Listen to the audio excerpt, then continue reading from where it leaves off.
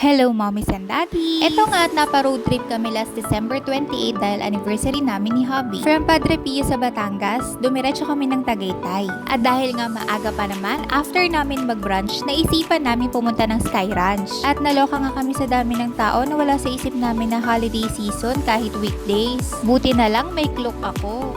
Less hassle na sa mga pila sa mga attractions inside Sky Ranch. Ang babayaran mo na lang is the 100 pesos na admission fee and then the rest ng mga tickets naka-ride all you can ka na with Klook. Naka-discount kami ng 3% off dahil may code ako, Mamirish, for activities sa Klook. Ipapakita lang yung QR code sa redemption booth and ayan, kakapitan na kayo no ride all you can pass. Less hassle to at mas tipid siya kasi hindi mo na kailangan pumila at bumili ng per ticket per ride. Una nga namin sinakyan ay ang Sky Eye, napakatapang ng anak ko at super enjoy siya dahil first time niya. Iba rin kasi makita mo yung happiness ng anak mo sa mga gantong amusement parks, diba?